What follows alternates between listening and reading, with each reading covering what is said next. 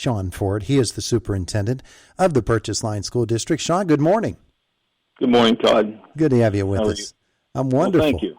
Conversation brought to you by Marcus Mack, a law firm representing injured people. Hey, Shawn, we're in the month of March. We're getting closer and closer to the warmer weather, and things are certainly brightening up outside, aren't they?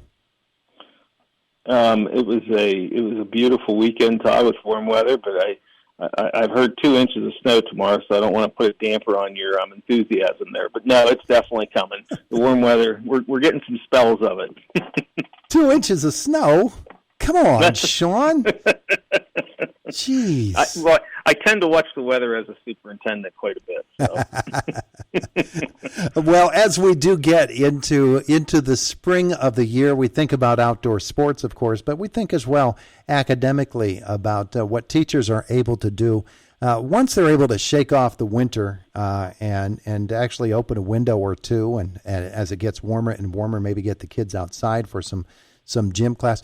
It really does, when a kid is able to get outside and run around a little bit, move around a little bit, it really does pick them up academically, doesn't it? Oh, absolutely. The just like you said, some warm weather, some sunshine. Kids, especially at the elementary, they get to get outside for recess a lot more often. We've got our health class. It'll be nice to see the health classes over on the hill and different places outside. So, no, I think there's a renewed spirit in the spring, just as all of us have that, especially when we live in this climate. So, yeah.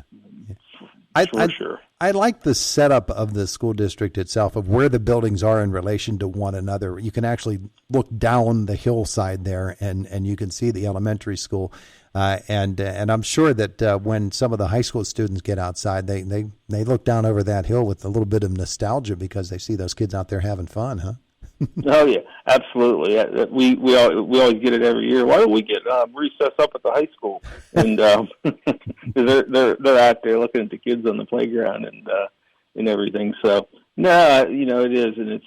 I believe that most of a lot of these kids now have come through that school. Because there was a little bit of a transition period when the school was closed up north. So yeah. But now we've reached that point where those kids have all been in that building. So yeah, absolutely. Okay, so let's talk a little bit about these closing months of the school year. You've still got some time to go. You've got almost the entire month of March. You've got April. You've got May, and then graduation season gets here. But in March, April, and May, you're thinking about things as a superintendent that probably others aren't thinking of, and that includes getting your budget settled, taking a look around and seeing what needs might there be, not only for the end of this school year, but maybe long range, looking at what the school district will look like in 5 or 10 years as you think about budgets and construction projects and things of that nature. Are all those things on your mind right now? Oh, you just hit them. I mean, this is from my perspective only. This is budget season, and we've had our initial meetings with all the departments and teachers. Now we actually have a finance meeting next week. During the meeting, where Mrs. Romania will go through and we'll start looking at, here's our staffing, here's where we're at. We look at all of that, and then starts looking toward planning for next year specifically, mm-hmm. about where we're at, where we want to go. Where do we need to tweak? Where do we need to overhaul? Where do we need to keep the same? And then it's also the time of the year when I actually do long-term goal planning for the district. Every year we kind of have a framework when I came here, and we've kind of stuck to that framework. And then I start looking at, all right, where are we at? Where have we, start looking at our data. Where do we need to get better? So, yeah, you're absolutely right. It's a real busy time. It's very, very busy. When you think about those long-range goals, are they more focused upon academics or on finance or a mix of both? Mix of both. Definitely, academics, especially with, like I said, we've started to get some of the data. We started to look at some of the learning loss. So that's probably a really big focus going into next year. Saying that, we can't, we've got to look at our financial picture. We've had some influx of money from grants from the federal government, from the ARP and the ESSER, and so, we've got to look at that too. So it's a combination, Todd. But I would say our immediate needs is to really hone in and look at the academics. Yeah. Okay. So you mentioned learning loss, and every superintendent is dealing with it. Every superintendent is looking at the same sorts of numbers and tables that you were looking at. How is Purchase Line doing? Was the learning loss great from the pandemic, about what you expected, or where does it stand? There's pockets. There's at the elementary school, I'm going to say that it's about what we expected, but there was definitely some, and especially in the area of mathematics, that was lower than we expected, and so that's going to be a focus area for us. So it's there's some pockets. It really varies, but our English language arts seems to be kind of where we thought we would hit. And then the math is definitely somewhat lower than what we even projected. So that's actually dragging down not only our Future Ready Index, it's dragging down even from a PSSA perspective. And so, and that's just being real with you, Todd. I'm not one that's going to sugarcoat things. We got to get better in that area. That's going to be a focus. When you consider that and the programs that are being used, the curriculum programs and the various approaches, I'm sure that there are new innovations coming out programmatically that you can examine and find out if they're going to be something you might want to pursue. But you also have the advantage of a lot of different school districts around our area to find out what's working there and what their issues are and how they're dealing with it too. And I'm sure you take advantage of those resources.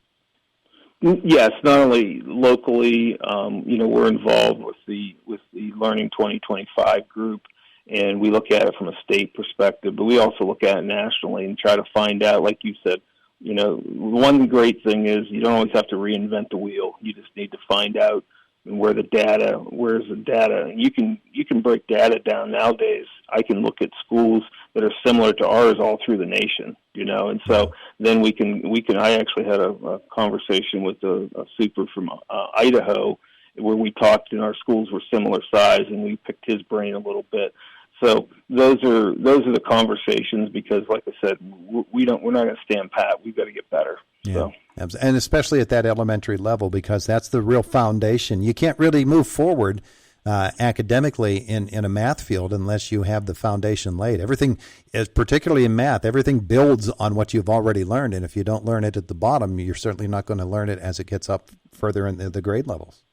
No, from an ELA perspective, the key grade is trying to have kids on reading level by third grade. And now with a lot of the math, trying to have basically advanced math skills by fifth grade when you look at a lot of the research out there. So, no, we have, but you're right, the foundation has to be built really starting in kindergarten. The foundations of fluency, whether it be letter fluency, you're talking sounds, you're talking all that, but number sense, teaching kids numbers from kindergarten on up. And so if you don't have that foundation, you can't get to those advanced math skills. Yeah, absolutely. So are the kids, they have cabin fever? They're wanting to get moving about a little bit more. And how do you handle that when they get so antsy after being inside for so long? They're doing pretty good. I've been out and about quite a bit lately, and they're honed in. That's where the active learning comes in, and engaged learning. The learning has to look different this time of the year, and when kids are engaged, then they don't have as much cabin fever. But absolutely they're ready to get outside. Yeah. Shawn Ford, no doubt, the superintendent of the Purchase Line Schools, with us here this morning. So as we look forward to these next years, I'm sure standardized testing will come in, and kids have to get ready for that. I'm sure as well that there's planning going on for things like prom and graduation and even spring trips. Is there a trip this year? Yes, it's on the agenda to approve for next Monday. We're approving the senior trip, so they're going back out on a senior trip. Our National Honor Society is going back out. So no, we're definitely opening up some of the trips that we haven't been able to do the last couple of years. So nope, we're definitely doing that. And I know the prom graduation is being planned, and we're getting stuff ordered for that. So no, it's all in motion right now. Yeah. If any of those seniors who missed out on that senior trip the last couple of years want to go, I'm sure you'll let them, right? No. Come on, Shawn. Would we love to do that? Yes. Can we do that from a liability and legal perspective? Probably not. So, Hey, I was talking with some school administrators from another district this week about teacher shortage, and we're getting toward the end of the academic year, and this is the time of the year right now when you're hearing about teachers who plan to retire. What's the roster look like at Purchase Line? Is your faculty? Is it the aging faculty, or is there a blend of young and old? Are you going to lose a bunch of teachers? we're not anticipating losing a bunch of teachers. We actually maybe as few as just a couple. You never know. I always say that there's always surprises and people who either resign or go to a different job. But no, we are not expecting a mass exodus of retirees this year at all. And I would say if we have a good combination, and probably a lot of that I call it those 15 to 20 year employees. So kind of in the middle. We have a lot of middle level. So we're actually not expecting a big, even over the next couple of years, because they're all kind of in that same stage. Yeah, and one question, a serious question about teachers, and when we think about contract negotiations with teachers unions, and I have no idea where Purchase Lines is, how many years you have left on the current deal. But do you ever hear rumblings about, okay, since this pandemic started, we've had to do this and that has added to our expense here or there, and so that will become a part of contract negotiations when the next deal is up? Yes, we actually settled during the pandemic, and so I think we have 3 years left. But I would say, the pandemic has definitely changed education, and I don't think any school administrator would tell you different. It's changed the game. The game has definitely changed, and so those are all issues. But absolutely, those can come up in negotiations. Just the changing of the workforce and what teaching looks like and how we do business. It has changed, and it probably needed to change, and it's just going to continue to change because of the advent of how quickly technology is recycling, quickly. So. Yeah, and I know that you and all the other superintendents that I've talked to have said that during this pandemic, teachers have been just outstanding.